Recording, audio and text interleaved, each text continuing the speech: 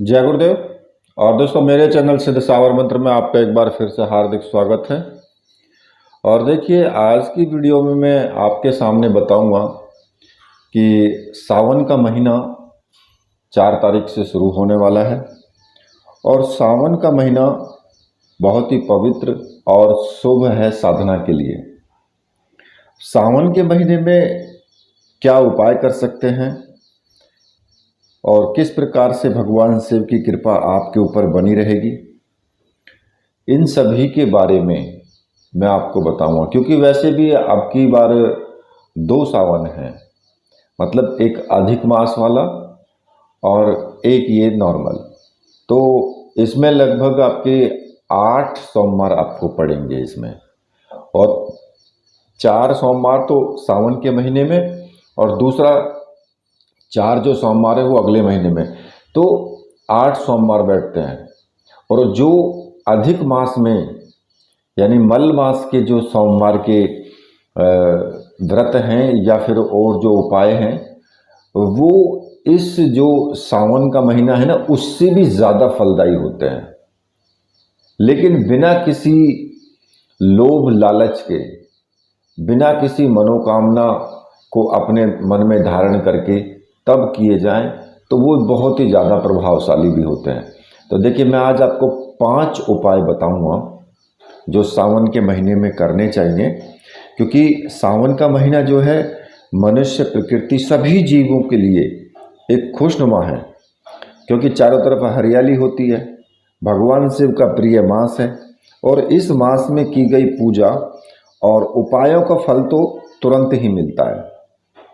ठीक है। और हिंदू धर्म में तो इस माह का बहुत ही विशेष महत्व भी है, क्योंकि ये महीना भगवान शिव जी का बहुत ही प्रिय महीना कहा गया है। और इस मास में जो भक्त हैं वो भगवान शिव की कृपा प्राप्ति करने के लिए उनकी पूजा करते हैं, आराधना करते हैं, साधना करते हैं, और सावन के सभी सोमवारों का व्रत भी रखते हैं। देखिए, सावन के सोमवार का व्रत रखने से भगवान शिव प्रसन्न होते हैं और अपने भक्तों पर वो उनकी प्रत्येक मनोकामना को पूर्ण करते हैं। तो देखिए, कौन कौन से ऐसे कार्य किए जाने चाहिए जिससे कि आपके जीवन में सुख समृद्धि आए और हमेशा आप अपने लक्ष्य की प्राप्ति के लिए आगे बढ़ते रहें। तो मैं आपको ये 5 उपाय मैं आपको बताऊंगा जो कि बहुत ही महत्वपूर्ण उपाय हैं, और ये तो प्रत्येक को करने ही चाहिए।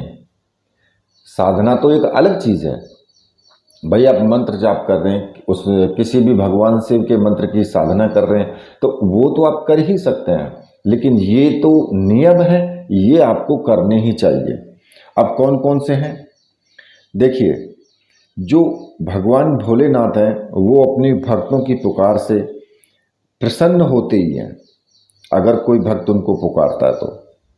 और शिव भक्तों की संख्या देखा भी जाए तो और दूसरे जितने भी देवी देवता हैं उन सबसे ज़्यादा ही है।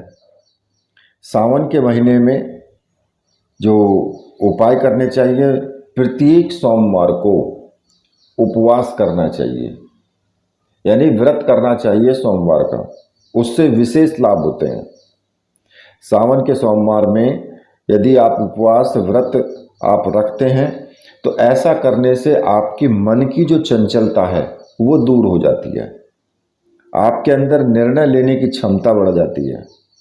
तो देखिए, बहुत से लोग कहते हैं ना कि जी हमारा मन नहीं रुकता, मन एक जगह नहीं केंद्रित होता, मन में चंचलता है, तो वो चीज़ आपकी समाप्त हो जाती है, उसमें आपको ये प्रभावशाली है।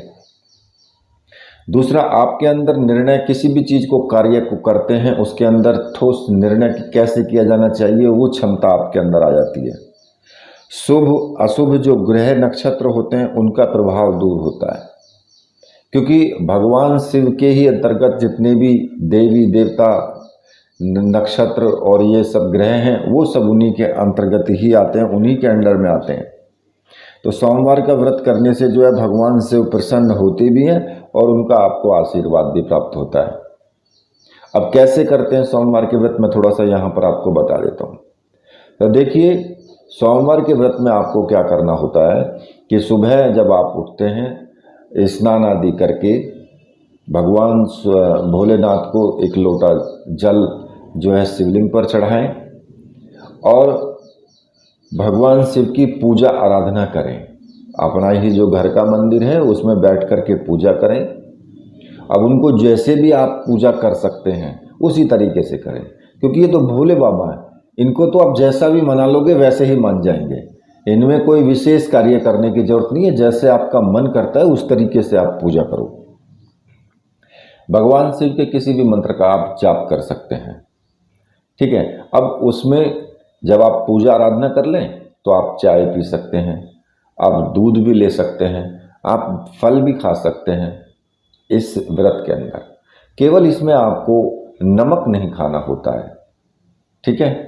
अब इसमें शाम के टाइम फिर आपको लगभग 5 बजे 6 बजे इस तरीके से आपको जो है बिना मतलब नमक की आपको भोजन करना है।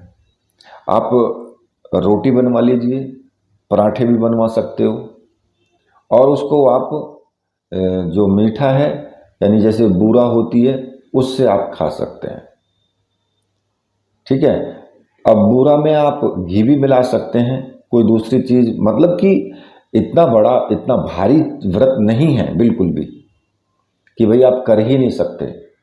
लेकिन केवल शर्त यह है कि उसमें आपको अन्न नहीं खाना चाहिए और जो दूसरे विचार हैं आपके अंदर कुविचार नहीं आने चाहिए।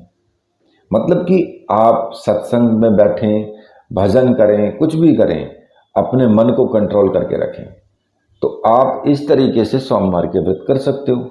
शाम के टाइम में पूजा अर्चना करनी चाहो तो कर सकते हो, अगले दिन फिर अपना नॉर्मल तरीके से कर सकते हो। तो इस तरीके से अगर आप भगवान शिव की पूजा करते हैं वो बहुत अच्छा आपको मिलेगा ही मिलेगा लाभ इसका। अब शिवलिंग पर आप दूसरा जो उपाय है वो शिवलिंग पर आपको दूध से अभिषेक करना चाहिए। देखिए, वैसे तो भगवान शिव की पूजा करने का हमेशा ही शुभ फल मिलता है, लेकिन सावन के महीने में भगवान शिव की पूजा करना और शिवलिंग पर दूध चढ़ाना बहुत ही शुभ है। यदि आप सावन के महीने में हर रोज शिवलिंग पर थोड़ा सा भी दूध चढ़ाते हैं, भाई ज़्यादा तो नहीं, आप एक गिलास में ले जाइए थोड़ा सा, ऐसा तो नहीं है कि मैं कह रहा हूँ कि 5 किलो चढ़ा दो, नहीं, थोड़ा सा गिलास में ले जाइए और शिवलिंग पर उस दूध को चढ़ाइए, तो भगवान शिव का आपको विशेष आशीर्वाद मिलता है। अगर आप पूरे सावन के महीने प्रतिदिन आप चढ़ाते हैं, या दूध में जल मिला करके उसे भी आप चढ़ा सकते हैं, क्योंकि जो भगवान शिव हैं उसको उनके ऊपर दूध चढ़ाने से क्या होता है कि आपका मन जो है ना वो मजबूत होता है, क्योंकि मन का जो कारक है वो चंद्रमा है और भगवान शिव के सिर पर वो सुशोभित है। तो सावन के महीने में शिवलिंग पर दूध चढ़ाने से कुंडली में जिनकी चंद्रमा की स्थिति खराब है उनकी स्थिति मजबूत होती है, मन की चंचलता दूर होती है और रोग भी खत्म होते हैं। साथ ही आप भगवान शिव को केसर से बनी हुई खीर का भी भोग लगाएं। ऐसा करने से नौकरी और व्यवसाय में भी आपको लाभ प्राप्त होगा। तीसरा नंबर आता है कि किसी भी मंत्र का आप जाप कर सकते हैं। महामृत्युंजय मंत्र का जाप कर सकते हैं। सावन के महीने में महामृत्युंजय मंत्र का जाप करना चाहिए। इससे आपको आरोग्यता की प्राप्ति होती है, जो भी आपके रोग हैं वो सब समाप्त होते हैं। और भाई शास्त्रों में तो खैर लिखा ही है कि स्वस्थ शरीर ही संपन्नता का प्रतीक है। अगर आप सही हैं, स्वस्थ हैं, तो फिर सब कुछ ठीक है। आप सेहतमंद हैं तो आपके जीवन में हर प्रकार की सफलता आप अर्जित कर सकते हो। इसलिए सावन के महीने में महामृत्युंजय मंत्र का जाप करना चाहिए, जिससे कि इस मंत्र के जाप के प्रभाव से आपका मस्तिष्क भी और स्वास्थ्य भी तंदुरुस्त रहेगा। अब मंत्र आप कोई सा भी जप सकते हैं। ओम त्र्यंबकम यजामहे सुगंधिम पुष्टिवर्धनम उर्वारुकमिव बंधनानि मृत्योर्मुक्षमामृतात्, ये भी आप जप सकते हैं। ओम जूम सह मम पाल्य पाल्य सह जूम ओम, ये लघु मंत्र है मृत्युंजय, इसको भी आप जप सकते हैं। और जहां मैंने मम बोला है वहां पर अगर किसी दूसरे के लिए करते हैं, कोई व्यक्ति ऐसा है कि जो बीमार है और वो नहीं कर सकता है, तो उनका कोई सगा संबंधी उनके लिए कर सकता है, तो उसमें मम की जगह उसका नाम उसमें उच्चारण आपको कर देना है। और इन दोनों के बारे में, मंत्रों के साधना के बारे में मैंने वीडियोस भी दिए हुए हैं चैनल पर ही, आप वहां सर्च कर सकते हैं तो आपको मिल जाएंगे वीडियो, आप वहां से देख करके और ये मंत्र जाप कर सकते हैं। चाहे तो आप ओम नमः शिवाय का भी जाप कर सकते हैं, ठीक है। मतलब जो कोई भी मंत्र हो भगवान शिव का जिसे आप जपते हो, उसी मंत्र को आप जप सकते हैं। अब चौथा नंबर आता है भगवान शिव को जो हमें भांग, धतूरा, बेलपत्र ये सब अर्पित करना चाहिए, शिवलिंग पर चढ़ाना चाहिए, जो कि बहुत शुभ माना गया है। और ये चीज़ें सावन के सोमवार के दिन शिव मंदिर में शिवलिंग को जो है आप अर्पित करें। भोलेनाथ का आशीर्वाद आपको मिलेगा, जीवन में धन धान्य की कमी नहीं रहेगी और जीवन में आ रही जो भी अड़चने हैं वो सब समाप्त हो जाती हैं। क्योंकि देखिए भांग, धतूरा ये सब चीज़ें, बेलपत्र, ये तो भगवान शिव के प्रिय हैं। और कुछ सबसे बड़ा जो महत्वपूर्ण उपाय है वो मैं आपको अब बता रहा हूँ। खाने पीने का इसमें विशेष सावधान के साथ में रखें। सावन के महीने में खाने पीने में विशेष सावधानी रखें। देखिए भगवान शिव की कृपा प्राप्ति करने के लिए सावन के महीने में आपको मांस और मदिरा, यानी कि जो मांस है और शराब, इन चीज़ों का परहेज करना चाहिए। इन चीज़ों को बिल्कुल भी आपको नहीं ग्रहण करना है। तामसिक भोजन आपको नहीं लेना है।